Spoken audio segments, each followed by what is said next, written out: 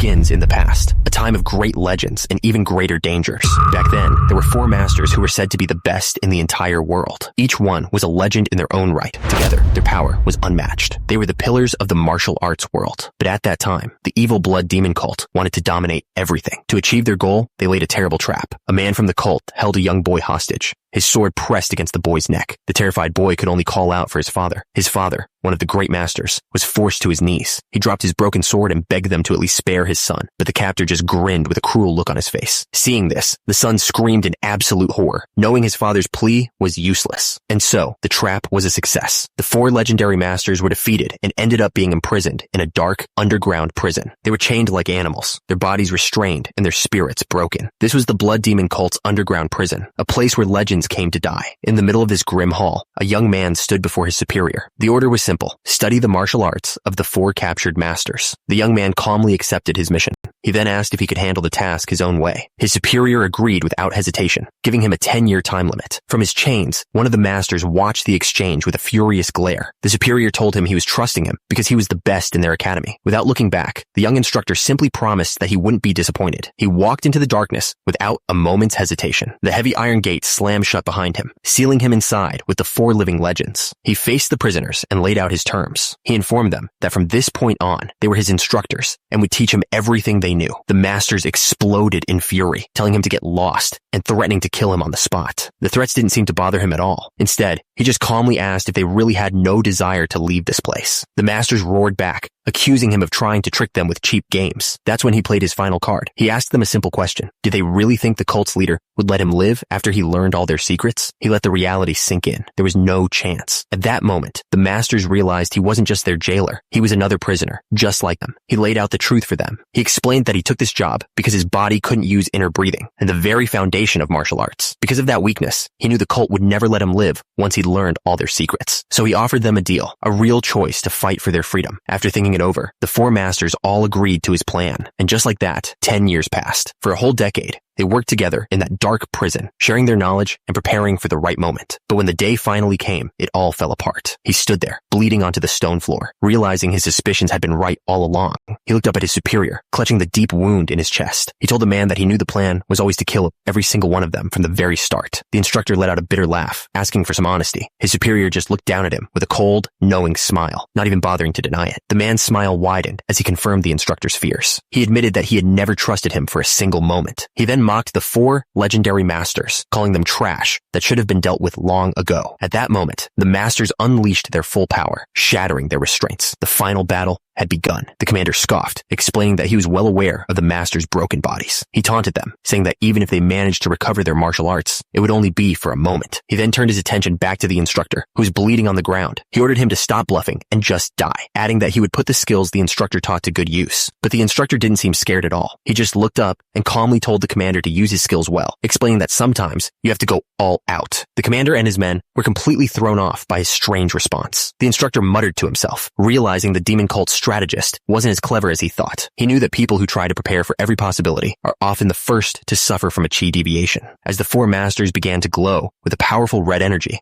the instructor looked at the commander. He told him that he was misunderstanding something very important. He hadn't just learned 4 martial arts styles. A chilling grin spread across his face as he made his final correction. The number of styles he had mastered wasn't 4, it was 5. The commander's own demonic energy erupted, but his face was filled with pure disbelief. He couldn't believe it was possible. He looked up, a wave of dread washing over him as he felt the new energy. He recognized it, and in that moment, he knew he had made a terrible mistake. The commander's voice trembled with disbelief. He recognized the energy swirling around the instructor. This was the heaven-defying divine arts, a legendary power that should have been impossible for him to use. The instructor explained that this was the celestial art only the founders of the blood cult could use. He told the commander there was no need for a long speech. Unless the blood demon himself showed up, he was now unbeatable. With that, there was nothing left to say. The instructor and the 4 masters leaped from the platform, diving straight into the heart of the enemy forces. Seeing them charge, the commander roared at his men. He gave the order to kill every last one of them. The battle started instantly. One of the masters, a powerful brawler, was the first to connect, sending a soldier flying with a single, brutal punch. He gritted his teeth, his face filled with rage. He vowed that not a single soul from the blood cult would escape this place. The 5 of them stood together, a tiny island in a sea of enemies. Another master, a swordsman, raised his blade, which crackled with energy. He declared that this was the day the blood divine cult would disappear from the world. With a single swing, He cut down a line of soldiers in a flash of light. All around them, the masters fought with everything they had left. Every move was precise and deadly, aimed to end the fight as quickly as possible. One of the masters, a woman with flowing white hair, was filled with rage. She vowed to repay all the shame they had suffered and unleashed a massive wave of blue energy, hitting one of the cultists directly. But the cultists were everywhere. The swordsman master was suddenly caught from behind, a strange blue hand grabbing his shoulder and stopping him in his tracks. From the ground, dark, shadowy hands began to rise up, grabbing at them. One of the enemies laughed, saying it was too early for them to celebrate. At that moment, the brawler master took a devastating hit and was sent flying. He was completely surrounded and overpowered, screaming for someone to save him. Watching it all unfold was one of the enemy commanders, who smirked as he looked around, wondering where someone was. Suddenly, a voice asked if he was looking for him. A figure with long red hair appeared in a blur, striking the commander with incredible force before he could even react. It was the blood demon himself. He looked down at his own man with a condescending grin, casually asking if his greeting had been a little too harsh. But in the middle of his gloating, he paused. His eyes narrowed slightly as he sensed something powerful. Across the battlefield, the instructor stood calmly. He had gathered an immense amount of energy into a glowing orb, preparing to unleash his own attack. The blood demon's attack came down with incredible force. His energy completely overwhelmed the instructors, shattering everything in its path. He remembered it all so clearly. In the end, the blood demon himself had shown up to finish things. That day was the day they were all wiped out. The masters, the cultists, everyone. They all died in that final battle. But that was a lifetime ago. He had woken up in a completely different world, in a small, quiet village. He was lost in that dark memory when a voice called out to him. One of the young students came running, trying to get his attention. The boy shook him, asking why he was staring off into space again. He said all the other kids were gathered at the academy, waiting for him, but Suryong just told him to let them study on their own and tossed him a ball to play with. The kid was not having it. He got angry and threatened to complain to the Grandmaster. Without another word, he grabbed Suryong and started pulling him up, insisting he come to the academy. With a heavy Suryong finally gave in and agreed to go. The boy was thrilled, pulling him along and telling him to hurry because every hour was precious. It all started about a month ago.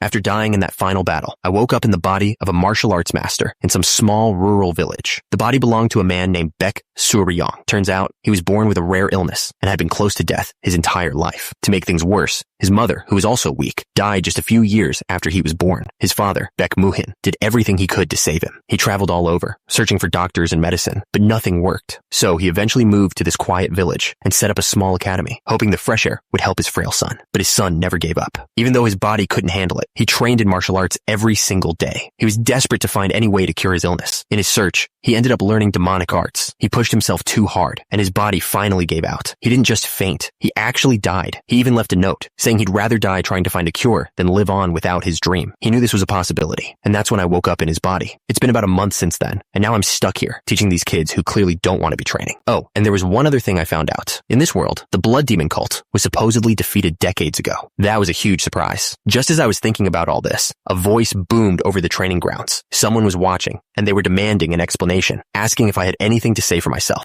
The man lecturing me was my new father, Baek Muhin. He started by saying that to learn martial arts, you absolutely need to go through harsh training. He argued that without it, all the time and money spent would be a total waste. Then, he suddenly got furious and smacked me right across the face, yelling that I was a jerk. He was outraged, asking what kind of instructor would force kids under 10 to do such hard training. But as I lay there, all I could think was that my new body was so weak, I couldn't even dodge a simple slap. This man was Baek Muhin, the director of the academy. He stood over me and started to lecture again, saying that to learn martial arts, one needed true dedication and perseverance. But before he could finish, his lecture was cut short. A young boy came running towards us, screaming for the master. My father turned, surprised, and asked the kid what was wrong. The boy was completely panicked, tears in his eyes as he begged them to save his brother. Both my father and I were stunned by the sudden turn of events. A moment later, a man burst in, carrying an unconscious boy on his back. He pleaded with Master Baek to save his son. Without hesitating, I stepped forward and told him to let me see the boy. My father leaned down to check on him, asking what had happened, but I already knew. It was obvious this was an injury caused by a specific martial arts technique. Suryong quickly checked the boy over. He told the father that while some bones were broken, his internal injuries weren't severe, and it wasn't life-threatening. He promised to give him first aid and let him rest for the night, advising a proper checkup with a physician in the morning. The injured boy's father thanked him, incredibly grateful. The younger brother, still worried, asked if his older brother was really going to be okay. Suryong gently placed a hand on his head and told him not to worry. After calming the boy down, Suryong's expression turned hard as ice. His gentle demeanor vanished completely. He looked up with a sharp glare and asked a single, chilling question. Who did this? Watching from the side, Baek Muhaeon felt a sudden, overwhelming pressure coming from his son. He'd thought it before, but this confirmed it. There was something about Suryong that just wasn't normal. The boy's father explained that he was told it happened while playing, but he knew that wasn't true. He pointed out that his son, Jangil, was one of the best students. More importantly, the technique used to injure him was something he had never taught. He hesitated for a moment, clearly struggling with what he was about to say. But before he could finish, the younger brother couldn't hold it in anymore. He yelled out that it was the fault of the kids from the Jin Academy. He explained that they started the fight, making fun of the Baek Academy for teaching weak martial arts. Hearing the name Jin Academy made both Suryong and his father pause. Muhaeon remembered that the academy was in the next village over. More importantly, he recalled hearing that it was a subsidiary of the powerful Namgung clan, which changed everything. The new information didn't sit right with Suryong. He couldn't understand why a major clan like Namgung would set up an academy in such a small, rural area. The whole thing felt suspicious. Suryong asked if a whole group of students had ganged up on Jangil. The younger brother shook his head, explaining it was just one person. He added that the attacker, Yangsam, somehow knew all of their academy's techniques. Suryong wondered if this Yangsam kid used to be a student there, but as he looked closer at the bruises covering Jangil's chest, his expression shifted. He saw something that wasn't right at all. His eyes widened in shock. This wasn't just a simple fight between kids. The attacker had used a deadly technique, an attack with the clear intent to kill his opponent. Suryong's face hardened as he understood how vicious the attack truly was. Seeing this, the younger brother couldn't hold back anymore and begged him to go to the Jin Academy and punish Yangsam. Suryong gently patted the boy on the head and agreed without hesitation. He promised that he would punish him. The boy looked up, his eyes wide with hope and relief. Suryong told the father he was going to meet the Jin Academy's director. The man tried to play it down, saying fights happen, and it was okay now that his son was safe. Muhaeon stepped in, promising they would only talk to them, but even he looked like he didn't believe it would end so simply. Suryong, however, just cracked a small, unsettling smile. He was already wondering if this academy was truly a part of the Namgung clan. It was obvious he had no intention of just talking. When they arrived at the Jin Academy, they were immediately met by a rough-looking instructor. He stepped out and demanded to know what all the noise was about so early in the morning. Muhaeon calmly explained that they were from the Baek Academy. Suryong sized the man up. He looked like a mountain bandit, but from his stance, Suryong could tell he was just a low-level martial artist. Something felt off. Muhaeon then explained the reason for their visit, stating that one of their students was seriously injured by a disciple from this academy. The instructor just scoffed, cleaning out his ear as if he couldn't care less. He asked them why they were being so sensitive. To him, it was just a simple fight between children.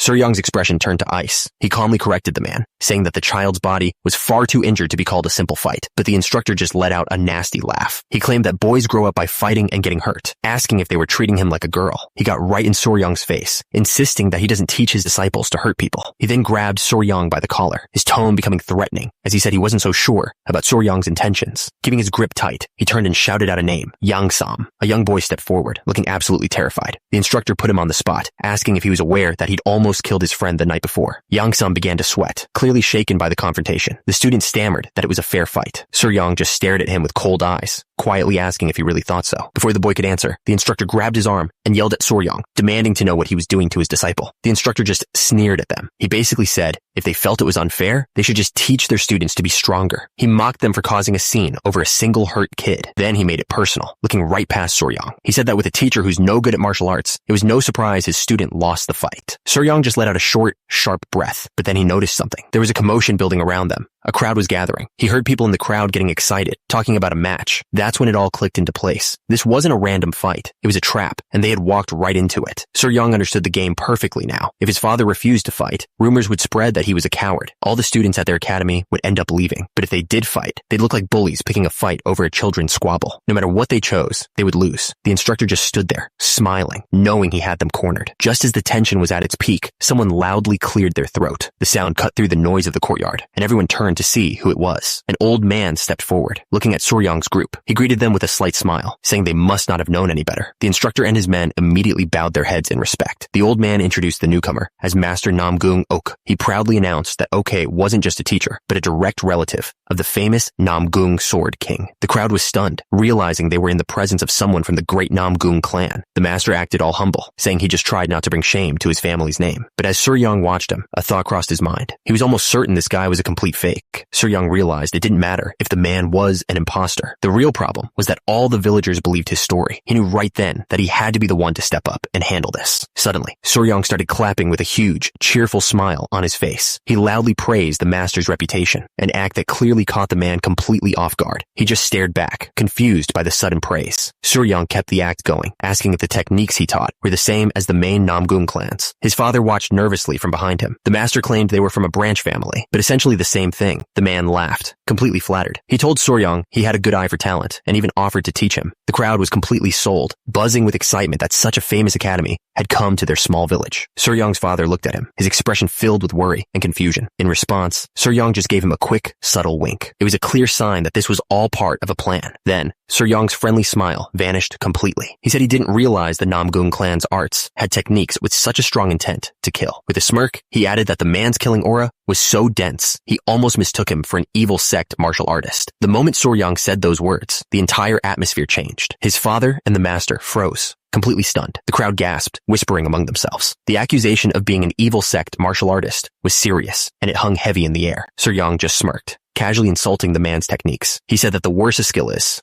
the easier it is for anyone to learn. That insult pushed the master over the edge, his face twisting into a mask of pure rage. But Suryong didn't even flinch, basically asking him if he wanted to settle this with a fight. The master looked like he was about to attack, calling Suryong a bastard. But just as the situation was about to explode, Suryong heard a voice call his name. He paused, looking to the side, completely caught off guard. Turns out, the voice belonged to his father, Baekmuhan. He stepped forward and calmly asked Suryong what proof he had for such a serious claim. He told his son to stay still, insisting that he would be the one to solve this. Suryong, however, had no intention of backing down. He turned away from his father and faced the crowd. He announced that since nobody was sure, they should all find a way to confirm the truth together. With a huge, confident smile, he presented his idea to the villagers. He suggested that since the amazing master Namgung Okoye was here, they should contact the main Namgung clan to send their official congratulations. The master's face fell instantly. This was clearly not what he wanted to hear. Suryong wasn't finished. He added that this would also be the perfect chance for the master to prove his students' martial arts weren't from an evil sect. That was the last straw. The master's composure shattered, and he screamed at Suryong to shut up, threatening that he must want to die. Suryong's plan was working perfectly, and the crowd immediately started whispering amongst themselves. All their earlier excitement was gone, replaced by doubt. They were all starting to wonder if this so-called master was just a scammer. Suryong's father stepped forward, his expression serious. He asked his son if he could truly take responsibility for such a huge accusation. But Suryong just stood there, completely unfazed, his confidence unshaken. The old master's face twisted with anger. He denied that they were teaching evil arts or misusing the Namgung family name. He warned Suryong that making such reckless claims without proof would lead to big trouble. He tried to scare them, asking if Suryong knew how dangerous his words were. He claimed the powerful Namgung clan would never let him get away with dirtying their name. At that moment, another man stepped in, trying to be a peacemaker. He suggested to Suryong's father that everyone's emotions were running too high. He proposed they all quiet down for the day and talk about it later. Suryong could only scoff to himself. He had taught evil sect martial arts for over 10 years. He knew exactly what he was looking at. The idea that this fraud was trying to pull a fast one on him was just insulting. The man who had tried to intervene looked shocked, asking Suryong if he really thought he could talk like that. The old master just let out a quiet, mocking laugh, clearly thinking this kid was a joke. But Suryong's gaze was like a knife. He pointed out how the master's eyes and even his tense ankles gave away his nervousness. With a confident smirk, he asked which group he was really from, accusing them of just pretending to be a village academy. The master didn't answer. He just let out another laugh. But this time it wasn't amused. It was cold and sinister, and his eyes darkened as his true nature finally started to show. The master's friendly act completely vanished. He let out a chilling laugh, and his eyes glowed with a strange, dark energy. This was the real him. Suddenly, a huge gust of wind exploded outwards, sending people stumbling back in shock. But Suryong didn't even flinch. He just watched calmly, confirming that the man had finally revealed his true self. Suryong looked at him, completely unimpressed by the display. He then coolly asked if going through all this trouble was just so he could become a first-class warrior. Suryong's words seemed to trigger something. The master let out a yell as his body began to warp and change, surrounded by a dark, crackling energy. In a flash, the transformation was over. The old, frail man was gone, replaced by someone much younger and incredibly muscular. He took a deep breath, settling into his new form. He looked down at Suryong with a smirk. He called him a cheeky brat, but admitted that his senses were impressively sharp for figuring him out.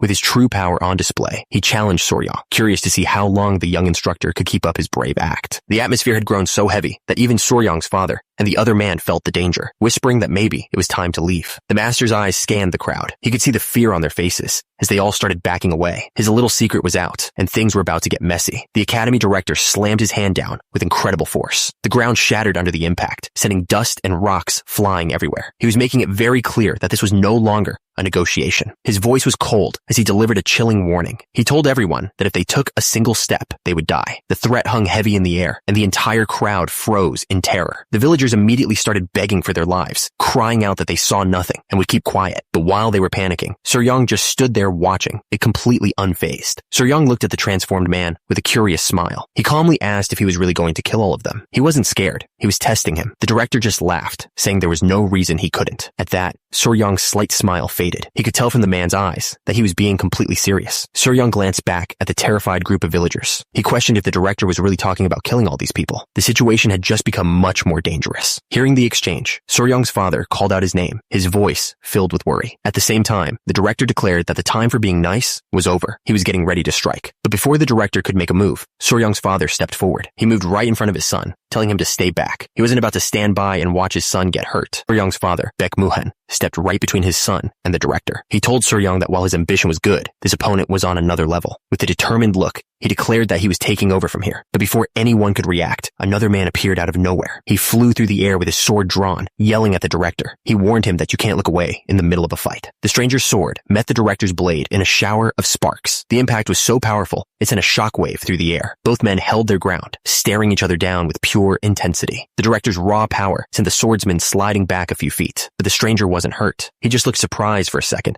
before a grin spread across his face. He let out a loud laugh, clearly thrilled by the fight. This wasn't a chore for him. He was having the time of his life. He eagerly invited the director to keep fighting. Without wasting a moment, the two men lunged at each other again. Their blades met in another deafening crash, their movements a blur of deadly speed and power. Watching the fight, Suryong's father yelled at him to get back, warning him that the director was too dangerous. Suryong understood immediately. His father couldn't use his full skills because he was worried about him. At that moment, Suryong knew he had to end this himself, and quickly. Ignoring the swordsman completely, the director turned and started walking toward Suryong. He laughed mockingly and challenged the young instructor, asking if he had the skills to back up his confident words. The real fight was about to begin. The director didn't waste any time. He lunged forward with a powerful kick, clearly aiming to end the fight right there. Suryong just barely managed to twist his body out of the way, the force of the blow whistling past him. He didn't let up for a second, continuing his attack with a relentless flurry of strikes. The director laughed, mocking Suryong and comparing him to a panicked mouse trying to escape. But as Suryong kept dodging, he noticed something. The director's movements were getting slower, more predictable. A small smile crept across Suryong's face as he realized his opponent was getting careless and looking down on him. The director's face twisted into a cruel grin, completely unaware of what Suryong had figured out. He told Suryong there was no need to be so scared, promising to enjoy killing him slowly. That arrogance was exactly the opening Suryong was waiting for. In that split second, he stopped dodging and threw a punch with everything he had. The hit landed perfectly, sending the director flying backward. The director stumbled back, completely stunned, while Suryong just looked on with a calm smile. The man's face turned red with pure rage. He screamed that he wouldn't let his guard down a second time, but as he got ready to charge, something strange happened. A few small, shiny objects flew through the air and smacked right into his fist, stopping him in his tracks. He looked completely confused by the sudden attack. Before the director could even process what happened, Suryong was right in his face. He calmly asked if the director knew this wasn't the first time he'd used this move without any internal energy. The director's eyes went wide, realizing he was in way more trouble than he thought. The director roared, completely dismissing Suryong's words as nonsense. He swung with all his might, but Suryong was already gone, moving so fast it looked like he was in two places at once. Before the director could even recover, Suryong landed a solid punch right on his jaw. The big man grunted in pain, stunned by the unexpected counter. Suryong knew his opponent's body was incredibly tough. He figured that with his current strength, he could only paralyze the man's arms for a split second. But that one moment was all he needed. His plan was to catch him right at that moment of weakness. He struck again,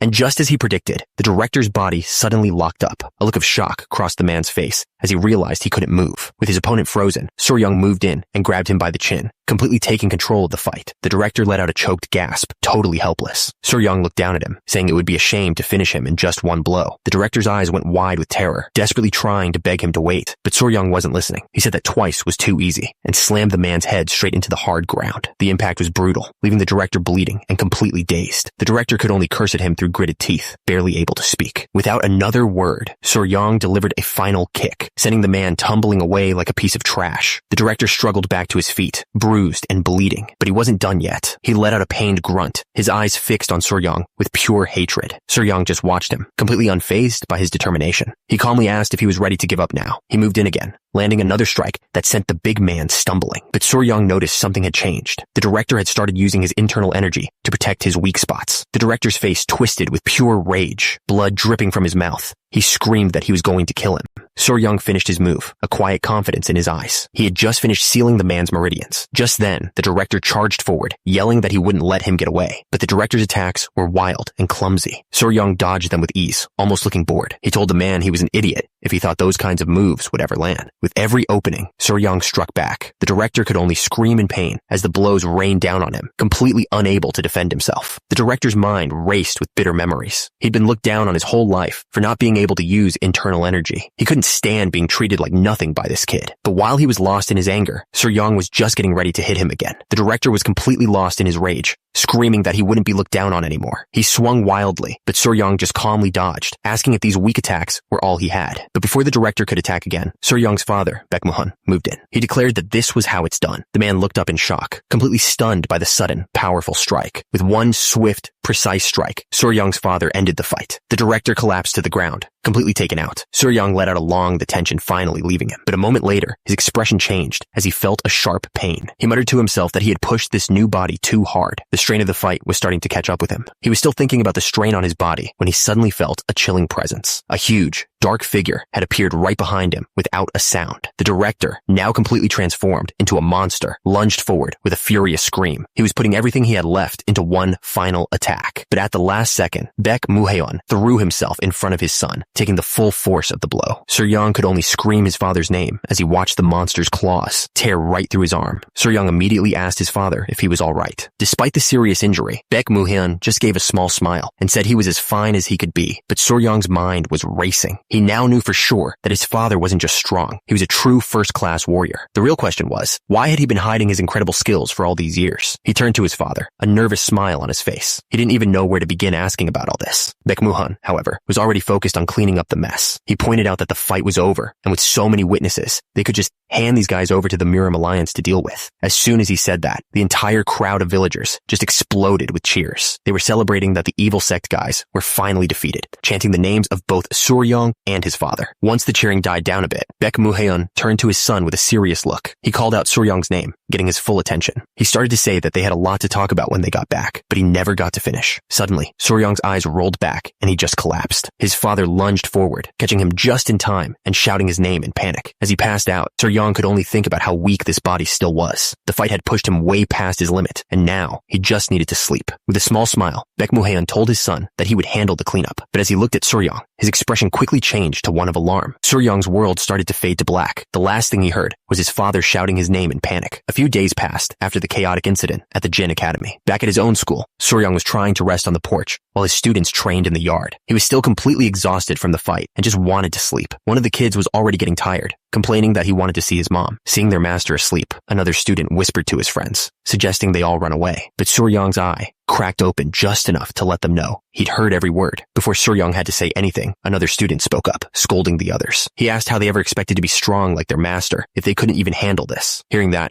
Soryang couldn't help but crack a small, proud smile. But one of the kids wasn't convinced, whispering that their master actually looked pretty weak. That comment clearly got under Soryang's skin. The loyal student immediately fired back, shouting that their master was incredibly strong and had sent the evil sect flying in the blink of an eye. He started getting really into it, telling them their master was a legendary warrior. He claimed that when Soryang swayed his arms, the winds would roar, and when he stomped his feet, the ground itself would shake. The other kids stared in wide-eyed wonder, completely hooked on the story. For his grand finale, he declared that their master could even split a rock in two with a single punch, while one of the kids wondered if that was a bit of an exaggeration, and the others were totally amazed. The story had worked perfectly. The loyal student wasn't done. He added that their master could also fly, and the other kids were completely amazed. They looked on with wide eyes, totally believing every word. He then declared that their master was probably the strongest in the entire region and knew the most powerful techniques in all of Morim. Lying there with his eyes closed, Soryang couldn't help but think the kid had somehow gotten one thing right. It was true. He knew 5 of the absolute strongest techniques in the martial world, but he had absolutely no plans on teaching any of them to these kids. For now, those techniques were for him to master alone.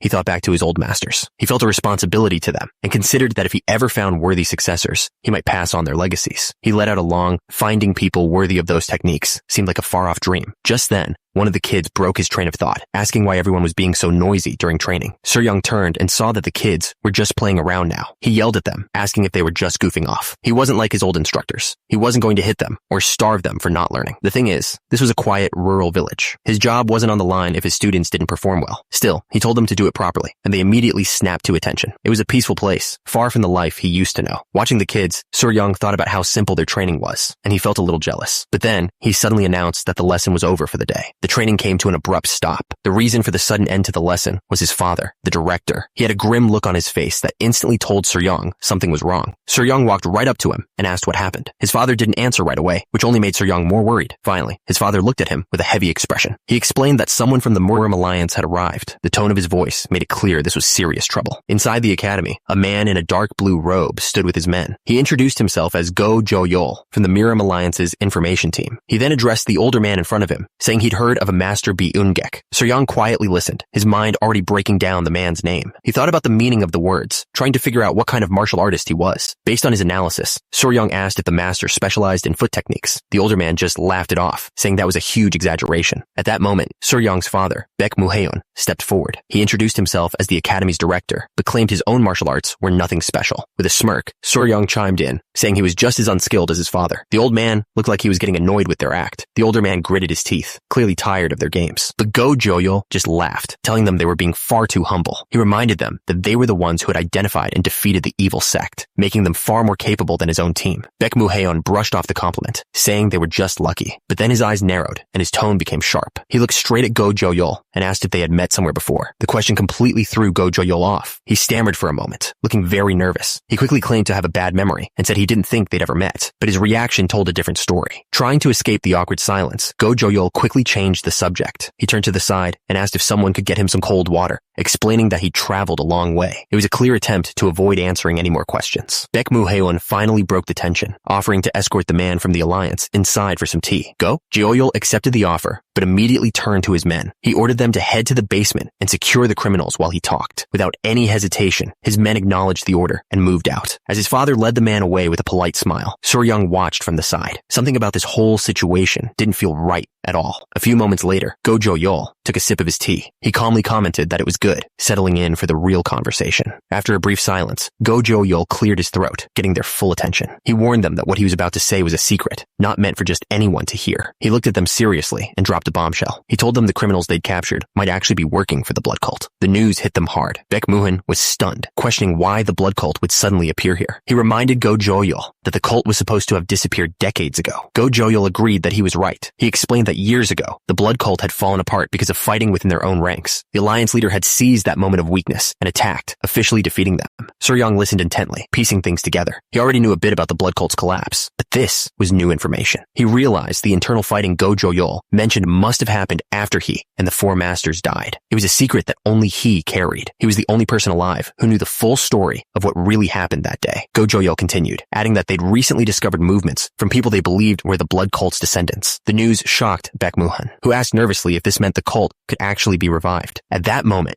Go Jo-yol's eyes flickered towards Soryang for just a second. It was a quick, sharp glance, but Soryang caught it instantly. The alliance man clarified that nothing was certain, just that there was a possibility. But Soryang was still thinking about that look, wondering why he had been singled out. Go Jo-yol's gaze sharpened as he looked at them both. He asked directly if they had heard anything else from the prisoners, anything at all beyond what they'd already shared. Baek Muhaeon answered calmly that he wasn't sure, since he'd locked them up right away. Soryang added that he hadn't heard anything either. Go Jo-yol just smiled and nodded, seemingly satisfied with their answer. Changing the subject, Go Jo-yol explained that the Morim Alliance was keeping a close eye on the evil sects. He asked them to send a message if they found anything. As he stood to leave, he mentioned there would be a reward from the Alliance for their help. The mention of a reward immediately set the old man Bi Ungek, off. He clapped his hands together and insisted they hadn't done any of this for money. Suryong just watched silently from the side, a little worried. But Suryong was focused on Go Jeoyol. He saw the sharp, calculating look in the man's eyes. For just a second, he realized that even though the alliance man looked relaxed, he hadn't let his guard down for a single moment. Suryong's eyes darted down. He noticed Go Jeoyol's hand was resting on his sword, ready to draw at a moment's notice. His feet were also perfectly positioned for combat. The question was, why was this guy so suspicious of them? He tried to think it through. Was it because some unknown master from a rural village had captured men from an evil sect? Or was it because they discovered those men were teaching forbidden techniques? Nothing seemed to add up. Then it hit him. It wasn't about him or his father. It was because the old man, Bi Ungek, was acting so suspicious. His weird behavior was making Go Jeoyol absolutely certain they were hiding something, maybe even a connection to the blood cult. Just then, Go Jeoyol turned to Baek Muhan with a thoughtful smile. He commented that his voice sounded strangely familiar. Baek Muhaeon just laughed nervously, saying his voice was probably a common one. Go. Jeoyol didn't respond right away. He just looked down with a chilling expression, clearly not believing a word of it. The silence in the room became incredibly heavy. Suryong felt a wave of pressure wash over him. It was a powerful intimidation, so intense it was almost hard to breathe. He realized it had been a long time since he'd felt this kind of nervousness, and his hand moved towards his own blade. Go. Jeoyol kept staring at Baek Muhan, his mind racing. He was absolutely sure he'd seen that face somewhere before. The feeling was just too strong to ignore. Suddenly, Go Jeoyol's eyes lit up as if he'd finally figured it out. At the same moment, Baek Muhaeon let out a defeated, as if admitting he'd been caught. The old man just looked on, completely confused by this sudden turn of events. The alliance man shouted that he knew he was familiar. Then, without any warning, he lunged forward and grabbed Baek Muhan by the collar. The move was so sudden and aggressive, it looked like an attack, but the expressions on their faces told a completely different story. Go. Jeoyol wasn't angry at all. He had a huge, friendly grin. Baek Muhaeon just looked completely stunned by the whole thing. Suryong's heart dropped. He thought his father was being attacked and moved to intervene, but the man was just too fast. He realized with a jolt of fear that it was already too late for him to stop it, but it wasn't an attack at all. Go. Jeoyol grabbed Baek Muhaeon's hands with a huge smile, exclaiming that it was the handsome gentleman himself. He greeted him like an old friend, leaving Suryong completely baffled in the background. Suryong could only stare, with a nervous sweat dripping down his face. He had no idea what was going on. He was completely lost. The alliance leader's face broke into a huge, happy grin. He shouted out to Baek Muhan, asking just how long it had been since they last saw each other. Baek Muhan smiled back, looking a little overwhelmed. He told his old friend it had been around 30 years, and admitted he never imagined he'd return as the leader of the Alliance investigation team. Jeoyol put a hand on his friend's shoulder, asking why he pretended not to recognize him at first. Baek Muhaeon explained that he felt too ashamed to act familiar, especially since he left school so suddenly and never got in touch again. Jeoyol just laughed, telling him not to be ridiculous. He said their bond was much stronger than that, and that hearing him talk that way made him sad. With it, Baek Muhaeon apologized again, finally letting the tension go.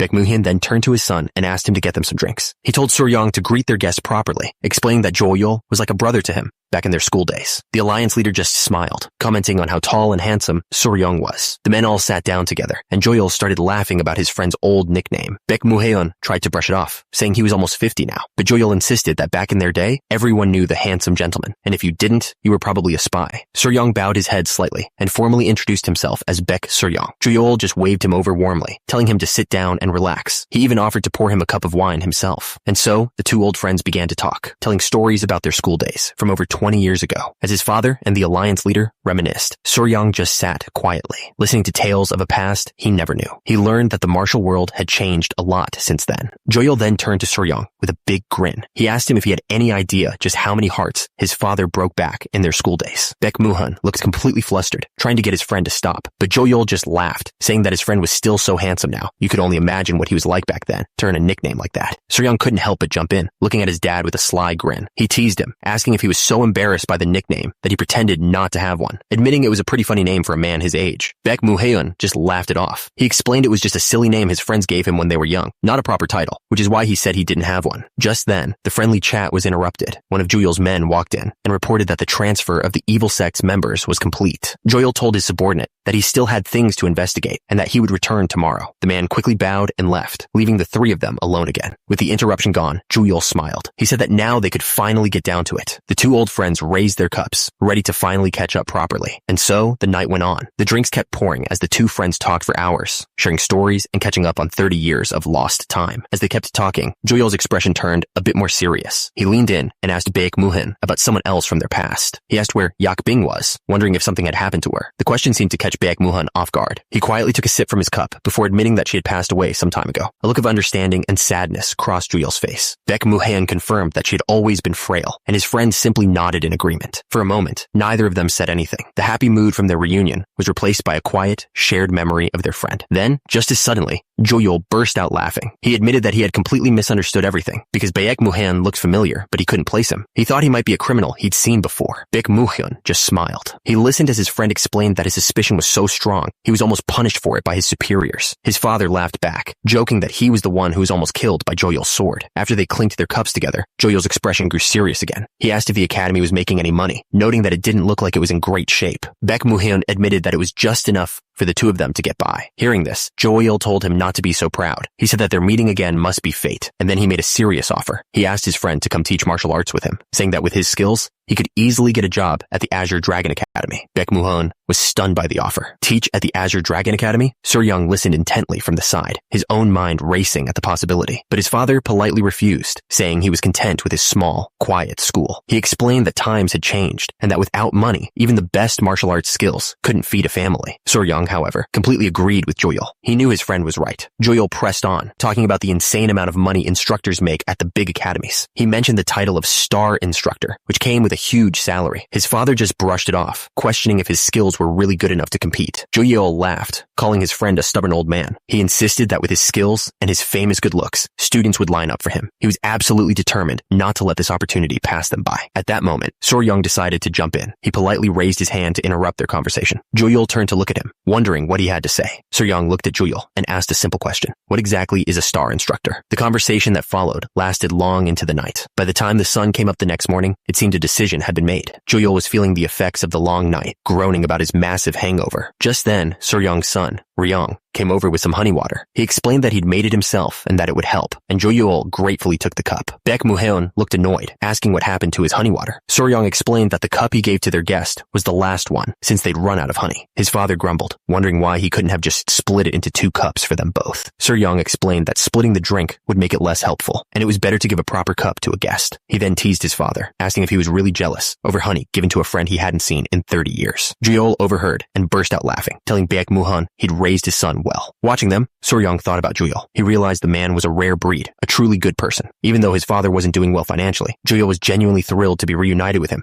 after 30 years apart. Seeing how happily Joyeol greeted him showed just how much affection he held for his old friend. Suryoung decided then and there that once you got to know him, Joyeol was a really good person. A little while later, Joyeol stood up, announcing it was time for him to go. He turned to Suryoung and asked if he'd had a chance to think about what they discussed last night. Suryoung admitted he was still considering it. Joyeol smiled and told him not to rush, reminding him that he still had 3 months to make up his mind. He then made a generous offer. If Suryoung decided to do it, he would write him a letter of recommendation without any hesitation. Suryoung sincerely thanked him for the offer. Joyeol just waved it off, saying that long goodbyes tend to get awkward, so it was probably best for him to just leave. As Joyeol walked toward the gate, both Baek Muhaen and Suryoung wished him a safe journey. He turned back with a final wave, promising that they would all meet again sometime soon. As he walked away, Joyeol called back with a laugh. He promised that next time, he'd bring some good wine so they could really drink until they were wasted. And just like that, he was gone. In a blur of motion, he leaped into the air, disappearing with incredible speed. Suryoung and his father just stood there, watching the spot where he had vanished. For a moment, neither of them said a word. Baek Muhaen finally broke the silence, saying he was going to prepare for the morning lesson. But then he stopped and called out to his son, getting Suryoung's full attention. He looked back with a very serious expression. He asked his son if he was really planning on going to the Azure Dragon Academy. Suryoung calmly asked if his father was going to try and stop him. After a moment of silence, Baek Muhaen looked at his son with a tired expression. He admitted that even if he tried, it wouldn't matter, because Suryoung wouldn't listen anyway. Suryoung nodded, figuring his father understood. But as he started to turn away, Baek Muhaen suddenly grabbed his shoulder, stopping him in his tracks. His voice was tense as he asked if his son had really not given up on this path. He spun Suryoung around, his face serious. He warned him that the world of martial arts wasn't the kind of place he was dreaming of. But Suryoung just looked back at him, completely unfazed, and said he already knew that. That calm answer just made his father explode. He yelled, questioning what Suryoung could possibly know. He told him not to get cocky, just because he got lucky one time, insisting that if his opponent hadn't let his guard down, the fight would have been pointless. Suryoung calmly replied that he had already calculated for all of that. His father's expression turned from anger to pain as he grabbed his son's robes. He reminded Suryoung that he had bet his entire life trying to fix the problem with his body, the one he'd had since birth. But in the end, it was hopeless. His body couldn't be fixed. Suryoung quietly acknowledged that his father was right. That admission only made Baek Muhaen angrier. He demanded to know why. Fully aware of his condition, he would still want to enroll in the Azure Dragon Academy. Suryoung looked genuinely confused, repeating the word enroll as if if it didn't make sense. His father grabbed his shoulders,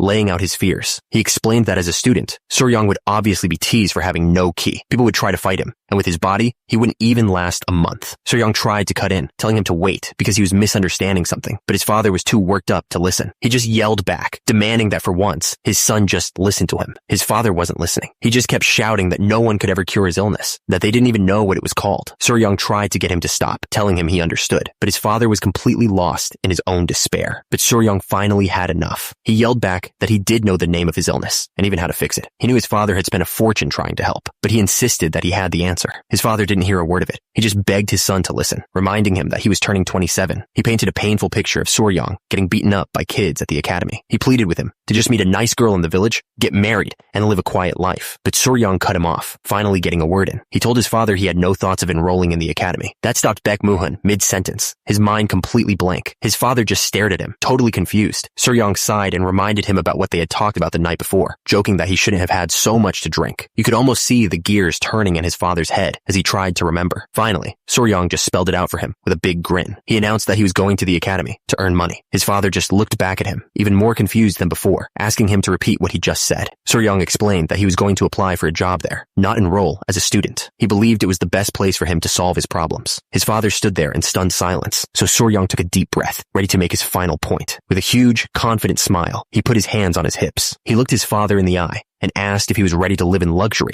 by the end of the year, all thanks to his son. Suddenly, his mind went back to a different time, a different life. He remembered his training with one of the 4 great masters. He was learning the 18 strikes of the outlaw ceremony, a truly destructive martial art. His master, Ma-ing, was a relentless teacher. He struck Suryong hard in the stomach, yelling that his movements were far too slow. Another blow landed, this time to the face. The old master coughed, but kept pushing, demanding more speed. He was worried the kid would die before he could pass on the entire technique. Suryong was sent flying, but he wasn't done. He slammed his hand on the ground to stop himself and immediately sprang back into a fighting stance, refusing to give up. With a furious yell, he launched himself forward again. He poured every last bit of his energy into this one final attack, but it was no use. Master Ma-ing stopped his punch with a single hand, completely unfazed. He looked down at his student and warned him to do it properly, reminding him that one mistake could cost him his life. Suryong lowered his head, completely spent. He quietly acknowledged that he understood the lesson. Master Ma-ing called an end to the day's training, but just as he did, he suddenly swayed on his feet. Suryong quickly caught him, asking with real concern what was wrong. Master Ma-ing looked at him with a dead serious expression. He revealed that he had hidden elixirs and treasures all over the world. Then he told Suryong that it was now his job to go and find them. He explained that after he died, Suryong had to be the one to escape and use those treasures for himself. But Suryong just looked annoyed, complaining that all this talk about death was making him lose his appetite. The master insisted it was better for Suryong to have them than for the treasures to just turn to dust. After he said that, a heavy silence fell between them in the training hall. They just looked at each other for a moment, neither of them saying a word. The weight of the future was clear on both of their faces. But then, Suryong's mind completely changed tracks. He started muttering about the meat side dishes they got,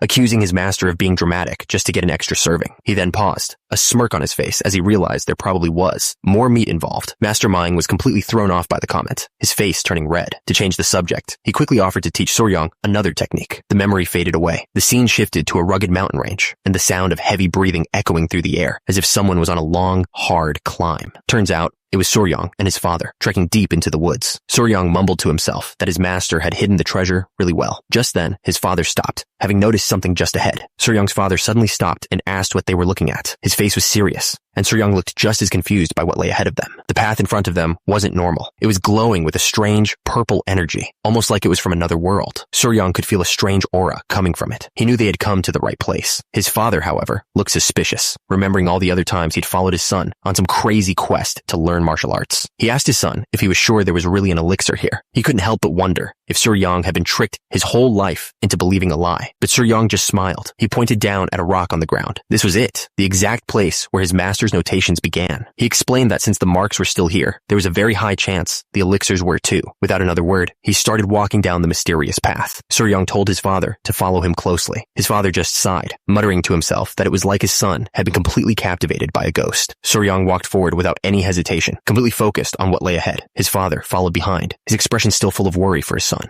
They walked deeper into the strange forest, following the path that glowed with a mysterious purple light. Every step took them further away from the normal world. After a while, They came to a clearing. Sir Young's father stopped dead in his tracks and pointed. In the distance, hidden away from everything, was a small summer house. A confident smile spread across Sir Young's face. He looked over at his father, clearly asking if he believed him now. Sir Young silently thanked his master, knowing the precious elixirs had to be hidden somewhere in Sit. His father was still trying to wrap his head around it all. He couldn't believe the wild rumors he'd heard as a young man were actually true. Suddenly, Baek Muhaeon's expression hardened as he drew his sword. He warned his son that it was a rule for martial artists to never let their guard down, especially in a place that could have traps. But Sor Young just shook his head and said there wouldn't be any traps. But there would be something else. His father's eyes shot open. That casual warning from his son put him on high alert immediately. He gripped his sword, his senses sharp and ready for anything. He demanded to know what was coming for them. And there it was. A massive, shadowy beast with glowing red eyes stood guard in front of the house. But instead of preparing to fight, Sor Young just turned to his father and asked him to show off his skills. Baek Muhaeon was completely stunned, having no idea what to say. The massive spirit tiger let out a deafening roar that seemed to shake the whole forest. Its body was made of pure energy, and its eyes glowed with a fierce light. Baek Muhaeon just stood there, completely baffled by his son's request to fight something like this. The beast didn't hesitate for a second. It lunged forward with incredible force, and Baek Muhaeon barely had time to react. He grunted, digging his heels in as he blocked the powerful strike with his sword. The spirit tiger slammed its paw down, and the impact sent a shockwave tearing through the ground. The force of the blow was just too much, sending Sor Young's father flying backward through the air. As the beast let out another low growl, Sor Young watched with a look of genuine surprise. He remembered his master telling him this creature was just a tiny cub, but that was decades ago, and now it was a fully grown, powerful beast. His father managed to get back on his feet, looking completely stressed out. He yelled over at Sor Young, demanding to know how any of this was happening. Sor Young just popped his head out from behind the bushes with a big, goofy grin. He reminded his dad that the pharmacist had mentioned there might be a beast instead of traps. His father just glared back, clearly thinking that was information he should have shared a lot sooner. He let out and admitted he wasn't completely sure a beast would actually be here. In front of them, the tiger roared again, not caring about their conversation at all. Baek Muhaeon's expression turned serious again as he held his sword at the ready. Down below, the spirit beast paced back and forth, its body glowing with an intimidating energy. He looked over at Sor Young with a calm, focused expression. He explained that the creature was just establishing its territory. If they left its domain now, it wouldn't follow them, giving them a clear path to escape. But Sor Young just told him that leaving now would put them in a difficult spot. Hearing that, his father paused and looked at the beast again, but this time with a different idea in mind. He started thinking that if he could sell its hide, they wouldn't have to worry about money for the winter. As he got a better look, he had to admit the creature was pretty big. The spirit tiger paced back and forth, its powerful aura making the air feel heavy. But his mind was made up. Muttering to himself that being poor was a sin, he drew his sword. A bright, crackling energy immediately surrounded the blade. The second his father decided to fight, Sor Young immediately started cheering from a safe distance. He shouted that he would be praying for his success from afar, looking absolutely thrilled. With that, Baek Muhaeon decided to see this through to the end. He kicked off the ground, launching himself forward in a burst of speed. He let out a sharp cry as he brought his glowing sword down in a powerful arc. The attack was aimed right for the spirit beast. The tiger roared and met the blade head on with its massive paw. Baek Muhaeon grunted as the incredible force of the block stopped his attack completely. The beast didn't just block him, it swiped back with overwhelming power. The blow sent his father flying backward through the air. As he was thrown back, he finally understood. Just as he'd suspected, this was a true spirit beast. But his father recovered quickly. He roared back at the beast and swung his glowing sword with all his might, landing a direct hit. He felt the blade connect, a clean and powerful strike. For a second, he was sure that had done some real damage. But he was wrong. The spirit tiger just threw its head back and let out an earth-shaking roar, more angry than hurt. The beast was furious. It swiped its paw and completely shattered a thick tree trunk, then charged forward with incredible speed. Baek Muhaeon barely managed to dodge out of the way. The fight was turning into a desperate struggle for survival. From a safe distance, Sor Young watched the whole thing unfold. He knew that with the beast's strength, even iron armor would crumble instantly. An average first-class warrior would have been taken out before they even saw it coming. But thankfully, his father was anything but average. He was a mature, skilled warrior. As Baek Muhaeon struggled against the creature's unbelievably thick hide, Sor Young realized just how strong his dad really was. He was watching intently, realizing this was the first time he'd ever seen his father use his full power. His dad was getting frustrated, seeing that none of his stabs were working. Sor Young knew this wasn't going to be an easy fight for him. Sor Young remembered the last time he saw his father fight. That opponent was a fake, way too weak to be a real test of his dad's skills. But watching him now, something felt wrong. He couldn't quite put his finger on it, but his father seemed to be holding back for some reason. He finally called out from the bushes, his confusion clear. He asked his father why he was fighting so defensively, pointing out that it looked like he could end the fight much sooner. His father did not appreciate the advice. He snapped back, yelling that it wasn't nearly as easy as it looked. Seeing his dad get flustered, Sor Young just grinned and cheekily offered to help. Baek Muhaeon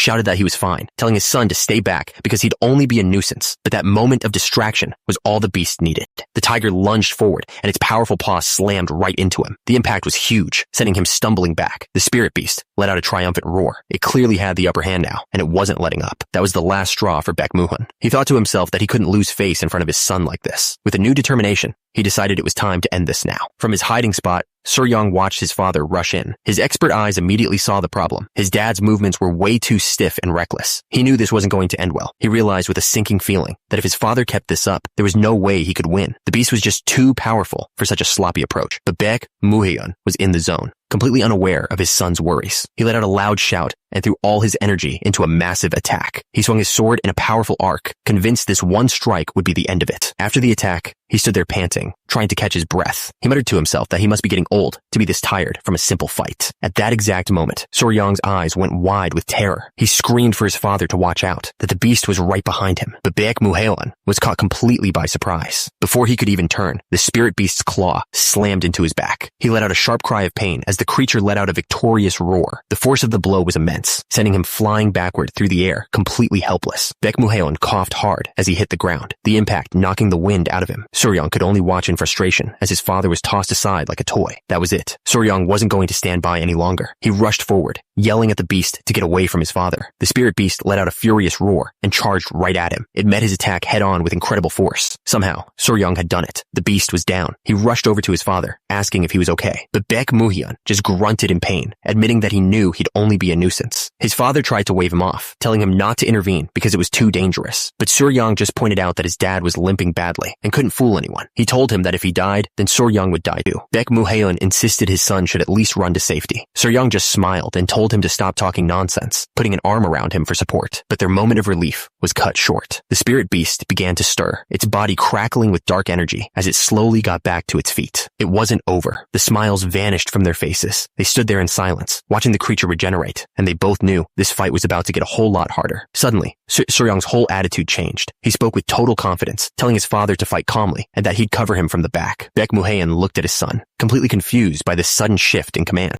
He explained that if they worked together, their chances of survival would be much higher. As his father grumbled under his breath, Suryong bent down, getting ready for the fight. Baek Muhyeon let out a quiet breath. He looked nervous, but his eyes were filled with determination. He was ready. But then Suryong started yelling out orders like an instructor. He told his father not to use sword chi and to only aim for the beast's sides. Annoyed, his father yelled back that he talked too much. But even as he complained, Baek Muhyeon did exactly what his son said. He yelled back that he knew what to do and launched himself straight at the beast. With a powerful yell, he brought his full strength down on the creature. The impact was huge, sending a shockwave of energy blasting through the trees. When the dust settled, the spirit beast was lying on the ground, defeated. Suryong calmly walked past it and pointed to a small, glowing orb. He smiled and said he'd found it. Suryong held up the glowing orb for his father to see. It was the inner pearl, the very core of the spirit beast's power. Baek Muhyeon seemed a little underwhelmed, thinking the pearl wasn't very big. But Suryong corrected him, explaining that for a spirit beast, this was huge, and that taking down a fully grown one would have been impossible for them. With the guardian defeated, Suryong announced it was time to finally head to the summer house. The real prize was still waiting for them inside. His father agreed, ready to be done with all the excitement. But as they walked, Suryong was quiet, replaying the fight over and over in his mind. He realized he had judged his father completely wrong. He was sure he'd seen the limits of his dad's power before, but the fight with the beast proved something was different. While Suryong was lost in thought, his father had already reached the entrance to the summer house. He walked up the steps, completely unaware of what his son was piecing together. Suryong was still trying to figure it out. Something was holding back his father's true potential. Suddenly, Baek Muhyeon called out, telling his son to hurry over and look at something he'd found. Suryong asked what was wrong. His father pointed to the plants growing around the entrance. Judging by the size of the leaves, he explained that no one had set foot here for at least 100 years. As Suryong stood on the porch, a wave of excitement hit him. He knew this was coming. His master, Mang, would never have made such a fuss about a normal elixir. Whatever was waiting for them inside had to be something truly. Suryong pulled a root from the ground with a huge grin on his face. He'd finally found it. After all that trouble, the prize was in his hands. His father, Baek Muhyeon, looked at the plants with a skeptical eye. He admitted that it was a rare elixir, but he could tell something was off about it. And he was right. When it came to fixing something as serious as broken chi meridians, this elixir was basically useless. The energy it gave off was far too weak to do any real healing. But Soryang just gave his father a confident smirk. He explained that the problem wasn't the elixir, but that most people didn't know how to process it correctly. He, however, knew the exact method required. The real issue was something else entirely. As he dug up the roots, Soryang admitted that the process required an insane amount of money, more than he could ever make just by selling these plants. So, before he could even think about making money, he needed to get his own body in shape. He turned to his father and asked if he could eat all of the elixir they had just gathered. Baek Mu-hyun didn't even hesitate. With a small smile, he simply told his son to go ahead. His father started to add that it probably wouldn't do much for an old man anyway, but he stopped mid-sentence, his eyes widening in pure shock as Soryang immediately shoved the entire root into his mouth. His father completely lost his patience and gave him a good smack on the head. He yelled at Soryang to just hurry up and eat it. Defeated, Soryang mumbled his agreement and finally started chewing. As soon as he swallowed it, he could feel the energy coursing through him. A confident smile spread across his face. This was exactly what he needed. He knew it wouldn't be a miracle cure all at once, but this was more than enough to lay the groundwork for completely changing his body's makeup. With the elixir handled, something else popped into his head. He suddenly remembered that there was also supposed to be a spa nearby. They found it easily enough, a natural hot spring bubbling peacefully. Soryang suggested they take a bath, but his father immediately shot down the idea. Ignoring him, Soryang reached down to test the water himself. The moment his fingers touched the surface, his eyes shot wide open. He froze, completely stunned by what he felt. His mind flashed back to a conversation he'd had with his master, Mang. The old man had mentioned that there was a fabulous spa right next to the hut. In the memory, a younger Soryang asked if training in the spa would rapidly increase his inner chi or instantly heal his muscles. His master just laughed at him, calling him a jerk. He pointed out that if there was some amazing treasure just sitting out in the open, every bandit in the world would have already shown up to claim it. Soryang kept poking fun at him, arguing back and forth. He started teasing his master about being an old man, joking that he shouldn't eat meat because his teeth would rot out. Master Mang completely lost it, his face turning red with anger. He shouted at Soryang, calling him a cheap jerk for his comments. The old master was absolutely furious, but Soryang just sat there, taking it all in stride. Soryang snapped out of the memory. He couldn't help but think about how stubborn his old master was. He remembered his master claiming there were no treasures just lying around. But as Soryang stared at the water, a huge grin spread across his face. Seeing his son's strange expression, his father got worried and asked if he was okay. Soryang ignored him, his eyes fixed on the spring. He thought to himself that if this wasn't a treasure, then what in the world was it? Then it all clicked into place. He realized his master would have never noticed this. After all, the old man had zero interest in weapons. He turned to his father and told him that the elixir wasn't the most important thing here. When his father asked what he meant, Soryang simply pointed toward the spring. His expression turned serious as a memory from his past life surfaced. He explained that he had only felt an energy like this once before. It came from a very specific kind of metal, something incredibly rare and powerful. He thought to himself that there was no way he could ever forget this energy. This memory was burned into his very soul.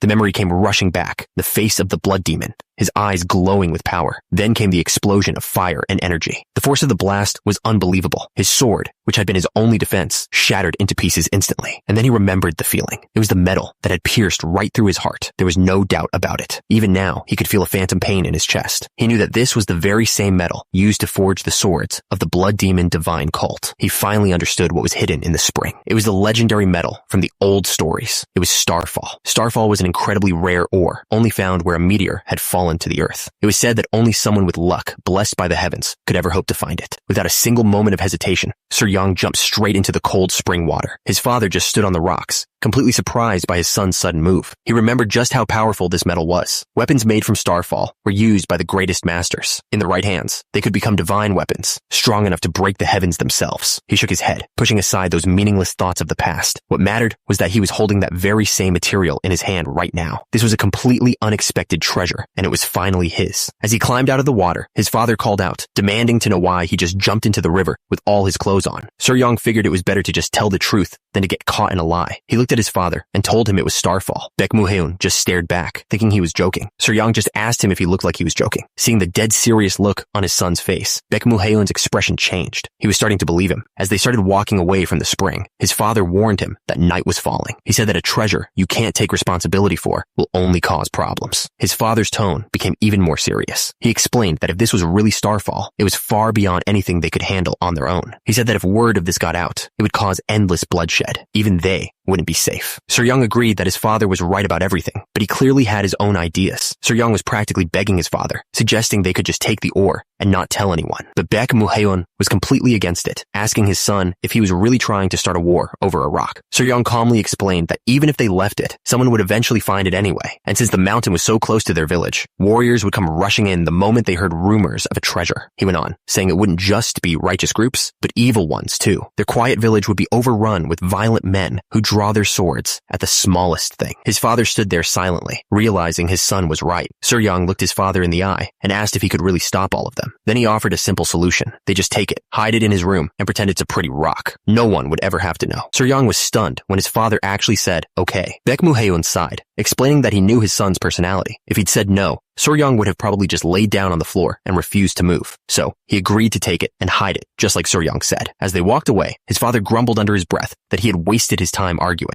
With the debate settled, Soo-young happily tucked the piece of starfall into his clothes. He couldn't help but let out a little laugh of victory. His mind was already racing. He felt like he owed Master Mang everything for leading him to both the Hasuo and this starfall. He was already wondering what to do with it. Maybe he could make a weapon. He was already thinking about what to do with it. He could mix it with other metals to make several weapons, or use the pure starfall to forge one small, perfect blade. He couldn't help but let out a little laugh, completely thrilled with his new treasure. His moment of victory didn't last long, though. His father gave him a good smack on the head, telling him to stop laughing so smugly. Soo-young quickly composed himself, clearing his throat. Then with a big, cheerful smile, he suggested it was time for them to head back home. Before leaving, his father gave him some very strict instructions. He warned Soo-young not to use the elixirs until he returned. He also told him to sell the tiger hide for a good price, adding that he'd be back soon. Soo-young just smiled and wished his father a safe trip. But the moment his dad was out of sight, that obedient act was completely over. He had no intention of waiting around. He looked down at the Hasua he had collected. It was finally time to use the heaven-defying divine arts. He knew this martial art was something that went against the very laws of nature. The way it cultivated chi was completely different from anything else. To any normal warrior, it would look like a demonic art, but he figured it was better to just do it now and get punished later if he got caught. He held up the bowl, gave thanks for the meal, and prepared to drink the forbidden elixir. He lifted the bowl and drank the elixir in one quick gulp, but as soon as it went down, he paused. Something felt off. It didn't have the taste or feel of a normal elixir. The next moment,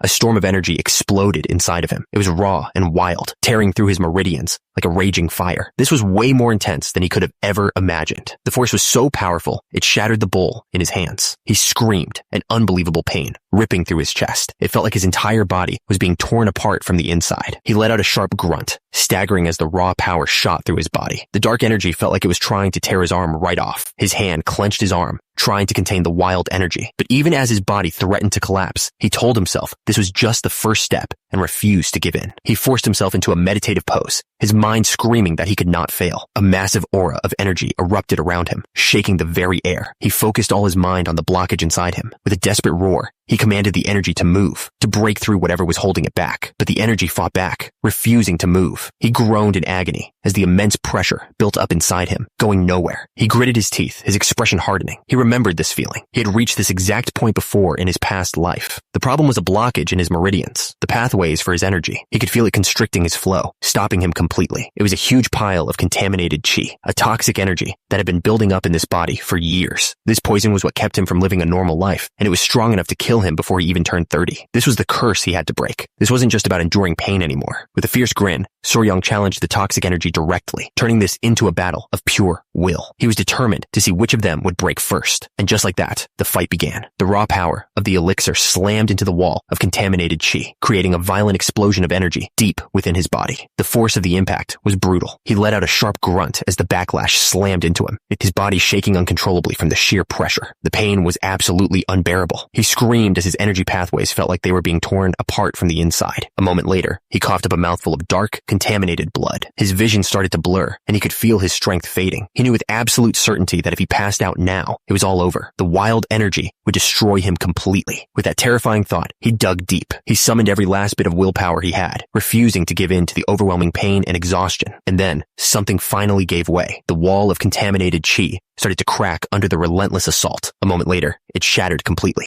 As the last last of the poison was flushed from his system, the storm inside him finally settled. Soryang let out a long, slow breath of relief. The battle was won. A small smile crossed Soryang's face. He had done it. After all that pain, he'd successfully created an inner Dan, a true core of power inside his body. He clenched his fist and could immediately feel the difference. The strength flowing through him was on a completely different level than before. A confident grin spread across his face, and he knew this was only the beginning. He let out a long breath, the cool air feeling good after the intense heat of his training. The whole yard around him seemed peaceful. By using the herb, he had finally reached the first star of the heaven-defying divine art. The best part? It had increased his lifespan by 3 years. That was a huge victory. But even with this new power, he realized he couldn't actually start training the technique's deadliest moves yet. There was still a big problem. His body was still too weak to handle the insane power of the heaven-defying divine art.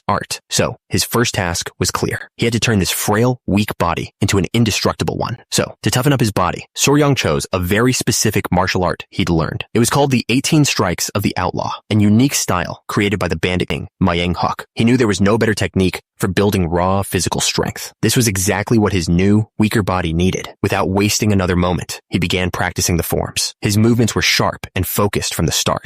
He flowed through the strikes one after another. His body moved with a purpose and power he hadn't possessed before. But pretty soon, he was panting, sweat dripping from his face. He had to admit that he could only train as much as his body could withstand. This was his current limitation, but it didn't discourage him. He clenched his fist, deciding he would just keep at it until his dad got home. He knew exactly what he was working toward. If he could master just the first half of the 18 strikes, he would gain a sixth sense, and if he kept at it, he knew he could one day master the second half as well, even surpassing the bandit king himself. But as he thought about it, he wondered if even that would be enough to satisfy him. He remembered all the other techniques he knew. He had the crazy demon's martial arts, and the ice moon goddess's divine arts, and the sword master's sword techniques. This was the knowledge of the greatest masters in the world, all stored inside his head. And on top of all that, he had the heaven-defying divine art. A smile spread across his face as he wondered just how powerful he could become if he mastered everything. The thought filled him with a new wave of energy. He was absolutely certain that one day he would become the strongest person under heaven. Just then, a voice called out from the darkness. It was his father, announcing that he was finally home. Baek Muhyun walked in with a huge smile on his face, excited to tell his son how much money he got for the tiger skin. But then he stopped dead in his tracks, his eyes widening in shock as he saw Soryang. He rushed over to his son, demanding to know what happened and if he'd been in this state the whole time. Soryang, looking completely worn out, just gave a tired smirk and explained that the medicine was a little stronger than he expected. His father's face went pale with dread. He asked in disbelief if Soryang had really eaten the hasua by himself. Soryang immediately started stammering, trying to deny it, but his guilty face gave him away. His dad exploded, yelling that he had specifically told him to wait because eating it alone was so dangerous. All Soryang could do was kneel on the ground and quietly ask for forgiveness. His father, absolutely furious, grabbed the nearest wooden stick he could find. Soryang's face went pale as he threw his hands up, desperately begging his dad to talk things out without any violence. But his dad wasn't having any of it. He started chasing Soryang around the room, calling him a little brat. Soryang scrambled away, pleading with him to calm down and listen. The chase continued outside into the night, with his father yelling at him to stop running. After getting a pretty good beating for his actions, things finally settled down and life went back to normal. With that out of the way, Soryang got serious. He was more determined than ever to get stronger. Every morning and evening, he would sit down to meditate. He focused all his effort on concentrating the contaminated chi within his newly formed inner Dan. He also spent time strengthening his body and practicing his martial arts. He worked on perfecting the 18 strikes of the outlaw to increase his skill. After days of this intense routine, the moment he had been waiting for finally came. A messenger arrived at the school, announcing he had a letter. Soryang took the scroll, his expression serious. It was a letter from Go Joyul, the man who had visited before, and it contained the information he had been waiting for. He immediately unrolled the scroll, his eyes scanning the words as fast as he could read them. This was the news he had been training so hard for. The message was exactly what he had hoped for. The Azure Dragon Academy was officially hiring new instructors. A confident smile spread across Soryang's face. This was his chance. The news of Soryang's departure spread like wildfire. Soon enough, a huge crowd had gathered, and the whole place was buzzing with noise and excitement. It felt like the entire village had turned out to see what was going on. The people in the crowd were all talking, calling it the fight of the century. They were spreading a crazy rumor that if Soryang lost, his father wouldn't let him go to the city. Hearing all this, Soryang just let out a tired, stepping into the center of the courtyard. Soryang looked completely calm. He called out to the man across from him, asking if this was some kind of skill check before he left. He sarcastically wondered which village the man planned to spread his rumors to next, and the crowd was massive. It seemed like every single person from the surrounding area had come to watch. Even when the most important families in the region held their exams, they never drew a crowd this big. Everyone was waiting to see what would happen. The older man looked at Soryang seriously, telling him to back out now if he didn't want to be ridiculed. But Soryang just gave a little smirk. He replied firmly that he couldn't do that. With his decision made, Soryang turned and called out to a young man in the crowd named Zhang. He tossed his luggage right at him, telling him to hold on to it for a while. The kid looked totally stunned by the sudden command. The bundle hit Zhang with enough force to knock him right off his feet. He scrambled on the ground for a moment, but managed to shout back a quick yes while clutching the luggage. The older man tried one last time, asking him to consider it again, but Soryang didn't even look back. He just kept walking forward, stating that he'd already made his decision. The older man reminded Soryang that a month had passed, and some of the kids were already showing signs of advancing. He asked seriously if Soryang really had the skills to teach them now. Soryang just looked back, completely sure of himself, and said that he wasn't the same person he was a month ago. The man sighed, annoyed that they couldn't see eye to eye. Soryang calmly asked if he looked like he was just bragging, and offered to show him his progress instead. With a grim look, the older man simply agreed. He drew his blade, his eyes sharp with focus. He declared he wanted to see just how much Soryang had improved. To keep things fair, he promised not to use any of his inner chi. The older man initiated his first move, a technique called Keisusik. It was a sword art designed to feel like a blade was already at your neck. Soryang just took a calm breath, watching the attack come. This was the revolving wind sword technique. It was known for its wild, unpredictable movements, like a wind that was completely out of control.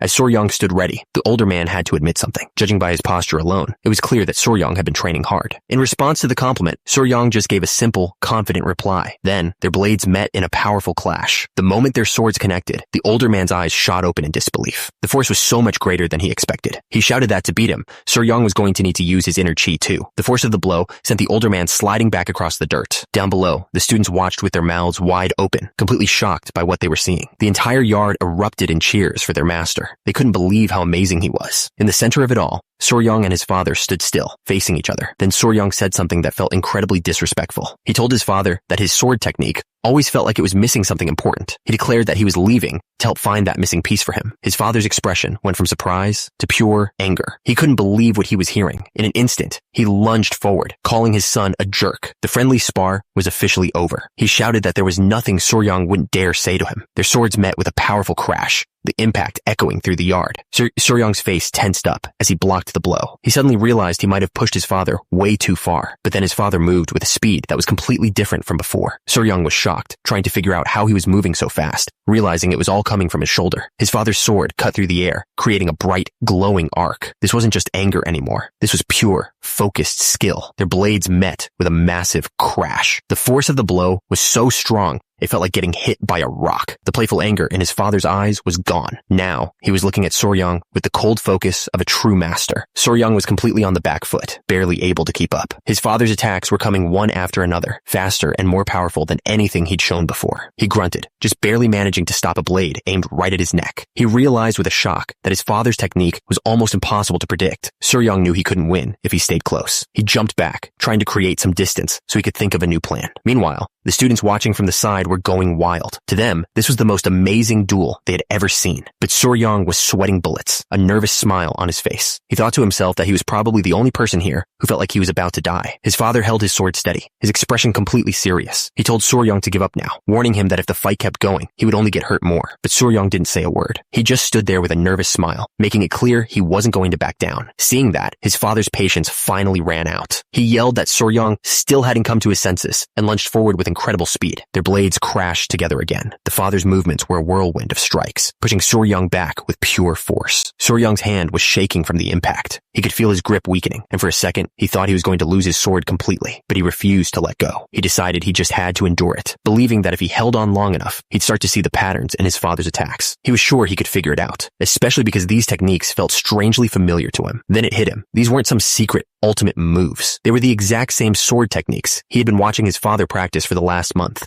Suddenly, everything clicked into place. Soryang could see the entire pattern of his father's attacks, and his eyes lit up with a blue fire. He finally understood. Without hesitation, Soryang moved. He didn't just block this time. He met his father's blade with a perfect counter, deflecting the attack completely. The force of the block sent a shockwave through the air. Soryang's father stumbled back, his eyes wide with surprise. He hadn't expected that at all. He stared at his son, completely at a loss for words. He couldn't understand how Soryang had managed to do that. Baek Muhaeon let out a shaky breath, a look of disbelief on his face. He muttered to himself, trying to make sense of what just happened. This wasn't just luck. A confident grin spread across Soryang's face. He announced that this time, He was making the first move and charged forward with a burst of speed. His father's expression hardened. He got into a ready stance and yelled back, challenging his son to try it if he dared. Their swords met with a loud clang. This time, it wasn't a one-sided push. It was a true battle between two skilled swordsmen. Baek Muhan brought his sword down with everything he had, trying to overwhelm his son. But Soryang met the blow head-on, refusing to give up any ground. He gritted his teeth in frustration. He couldn't believe the strength behind his son's defense. He could feel it now. Soryang, who had been flustered just moments ago, was now channeling real power into his entire body. But Soryang wasn't just using brute force. He was calmly analyzing his father's style, the revolving wind sword technique. It was a fluid art, known for its free-flowing, phantom-like movements. And then he saw the key. It wasn't a technique based on concentrated strength. The moment Soryang understood this, he pushed back, and his father was sent stumbling backward. They both paused, swords at the ready. The dynamic of the fight had completely changed, and his father was now on the defensive. Without another word, they clashed again in a blur of motion. This time, however, Soryang was the one pressing the attack. But in the middle of the exchange, his father suddenly froze. A look of pure shock and pain crossed his face as a memory flooded his mind. The day his wife died. Soryang looked at his father, his voice steady and clear. He told him that what happened to his mother was not his fault. His father looked up, still lost in that painful memory. Soryang continued, adding that being born weak wasn't his father's fault either. He grabbed his father's arm, his gaze intense. He declared that he was not some burden his father had to carry for the rest of his life. His dad was completely stunned, demanding to know what he was talking about.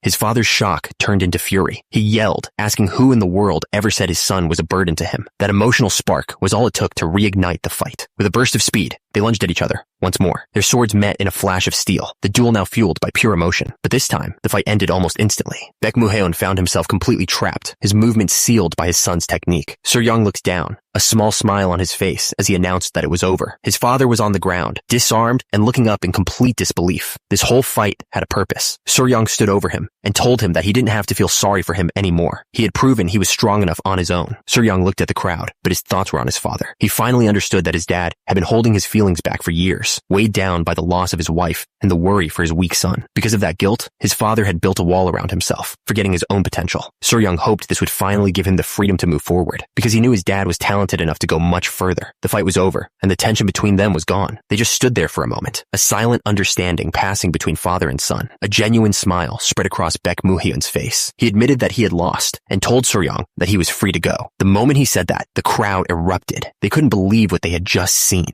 Their master had actually been defeated. An elder in the crowd chuckled, wondering if a new master was rising in their village. He said he was proud, remembering how weak Soryang used to be as a child. His students rushed over, cheering and smiling. They congratulated him on becoming a master, and excitedly told him to go out there and get ahead of them all. The entire village came to see him off. They gave him food for his journey, and one young student begged him to teach them a special technique before he left. The adults watched with warm smiles, talking about how hard it must be for a father to let his son go. After saying his goodbyes and leaving his old life behind, Soryang finally had a moment to himself. He looked a little tired from everything that had happened, but there was also a sense of peace on his face. He was refreshed, ready for the long road ahead and the new life he was about to build. With their duel finally over, Baek Muhaeon gave his son some last words of advice. He told Soryang to go out into the world, make a lot of money, and come back a better man. He promised that he would protect their home while he was gone. Soryang mumbled affectionately to himself, calling his father a jerk. Then he bowed deeply and formally announced that it was time for him to leave. Without another word, Soryang turned and started walking away. His father just stood there, watching his son head off toward his new life. But just as he reached the gate, his father called out to him again. He had one more thing to say about the Jade Dragon Academy, and Soryang stopped, confused. His father's expression was serious as he revealed that Soryang's maternal grandfather was there. Soryang froze, completely shocked, and stammered, asking what he was talking about. Baek Muhaeon looked down for a moment, then explained the situation. The grandfather wasn't just there. He was the student chief of the entire academy. The news hit Soryang like a lightning bolt. He yelled out in disbelief, demanding to know why his father was only telling him something so important right now. Soryang was sweating, clearly panicked by this last-minute bombshell. His father looked back at him, confused by such a strong reaction, and asked if something was wrong. Baek Muhaeon confirmed it was true. He then explained that there was a reason he'd kept it quiet. It had been a very long time since Soryang's mother and the elder had spoken to each other.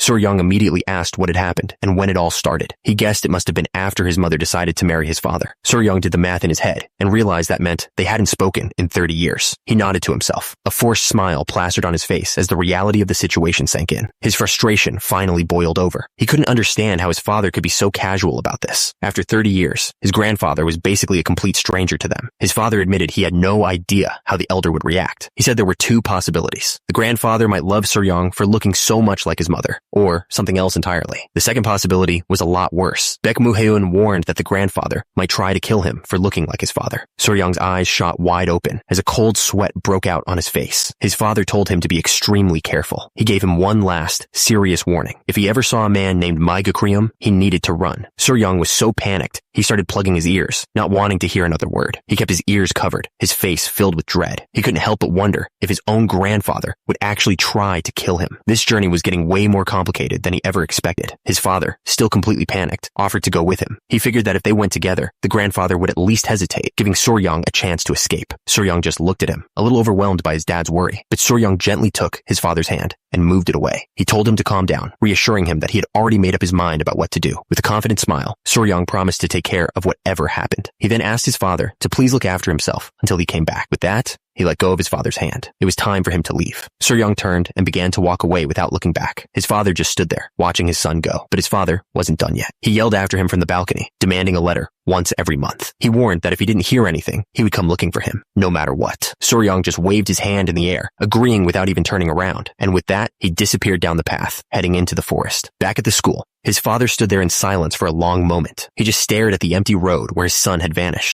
Baek Moo-heun watched the empty path, a little surprised by his son's resolve. He thought about how Seo-young didn't even look back once. He had always wanted to keep Seo-young safe in his arms for his whole life. But after seeing how strong his son had become, he knew there was no need for that anymore. In fact, that was the entire reason he sent him away. He let him go because he was finally strong enough to stand on his own. He was lost in a memory, speaking to his wife. He told her that since their son resembled her so much, he would probably make a lot of ladies cry. He had a proud, knowing smile on his face. She just turned away, a little flustered, but clearly happy. Snapping back to the present, a mischievous thought crossed his mind. He wondered if maybe he should just follow him. His expression softened. Seo-young was the only present his wife left him before she passed. He knew his son was spunky and caused a lot of trouble, just like she used to. But he was his flesh and blood. He would have given up his own life if it meant curing his son's illness. And with that, his mind was made up. He decided he would follow him secretly and just watch from afar. But as he stood there, a familiar voice echoed in his mind. It was his wife, Yakbing, playfully scolding him. She reminded him that he'd lost the fight and asked what he thought he was doing. He had to agree with her. How could he protect anyone when he'd just been defeated by his own son? The memory became clearer, showing them walking together through the village. He remembered telling her that even though he hadn't used his inner chi or his full power, a loss was still a loss. He even laughed about it. Back in the present, a small, proud smile crossed his face as he admitted it again. He had lost to that child. But the smile quickly faded, and a tear rolled down his cheek as the full weight of the moment hit him. He covered his face, trying to hold back the emotions. He thought of his wife, Yakbing, and of his son, the boy who had grown up so much. He was remembering what Seo-young had told him after their duel. His son had insisted that it wasn't his fault that his mother died, or that he himself had been born so weak. It was like he was back in the past, talking to her again. She had asked him if he blamed himself all this time. He admitted that he did, believing that if she had never met him, she wouldn't have died so young. He remembered her surprise. She asked if he was serious, if he was suggesting their son shouldn't have been born. The memory was so clear. She was leaning against him, perfectly happy and content, while he was lost in his own guilt. He tried to apologize, telling her he didn't mean to think that way. But in his memory, his wife just smiled gently. She told him she knew, that she understood his feelings.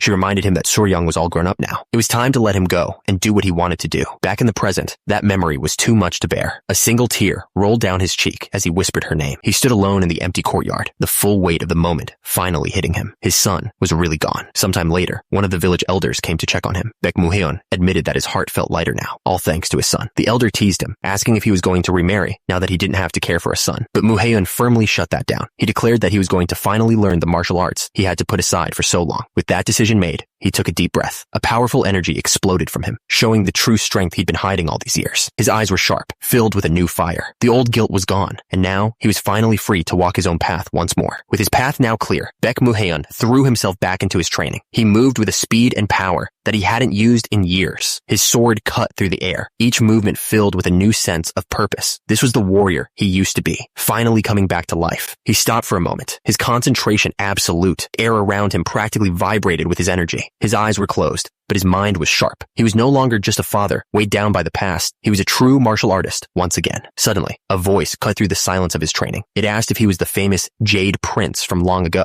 The voice then added a little jab, saying he didn't seem as handsome as the old stories claimed. Baek Moo-heun's face soured at the comment. Sometime later, at a tavern, Baek Moo-heun finally confronted the stranger. He demanded to know who he was, to show up and talk about his face, but then cheekily asked if he was at least going to buy him a drink. And sitting right across from him was his own son, Seo-young, wearing a knowing grin. Baek Moo-heun just stared, completely stunned by the unexpected reunion. As they sat there, Baek Moo-heun started telling a story from his past. He recalled his first meeting with Sur-young's mother, admitting that it wasn't exactly a great start. He remembered seeing her and thinking she looked so weak, like she would break if you even touched her. But then she looked him right in the eye and boldly asked him to buy her a drink. He closed his eyes for a second, lost in the memory. He explained that somehow, against all odds, he fell completely in love with that seemingly fragile woman, and so he asked her to marry him. He promised her he would change his ways, and that she would be the only woman he ever cared for. But he also had to be honest with her. He admitted that his body was weak and that he wouldn't live a long life, and asked if she could still love him knowing that. Her answer was immediate. She told him she didn't care about any of that. She even joked that she could just assume he'd repent for his past ways once he died, which completely caught him off guard. But their moment was shattered when an older man stormed in, absolutely furious. He called Baek Moo-heun a thief for daring to ask for his daughter's hand. It was her father, and he looked ready to kill him right there on the spot. Just as her father was about to attack, Yakbing stepped in. She begged him to stop, threatening that if he killed Baek Moo-heun, she would follow him to the grave. Her father froze, his face a mask of pure rage and disbelief at her words. Baek Moo-heun finished his story with a wry smile. He told Sur-young that somehow he managed to survive that day. He remembered making his promise to Yakbing with all his heart. He swore he would make her happy and that he would find a way to cure her illness, no matter what it took. But Yakbing just smiled, brushing his serious promises aside. She told him not to talk such nonsense and suggested they go on a cruise instead, something she'd always wanted to do with someone she loved. The memory then jumped forward to a much more frantic moment. He was shouting for Yakbing to come to her senses, terrified something was wrong. In the middle of the chaos, he learned that he had a son. He remembered someone telling him that the boy looked just like her. That powerful memory connected the past to the present, and a wave of calm, blue energy began to flow from him. His eyes glowed with a new light. All the guilt and sorrow he'd held onto for years was transforming into pure, focused strength. As the energy settled, he felt a perfect harmony with his sword, a feeling he hadn't known before. He looked up at the sky with a calm smile, quietly thanking his wife, Yakbing, for this final gift.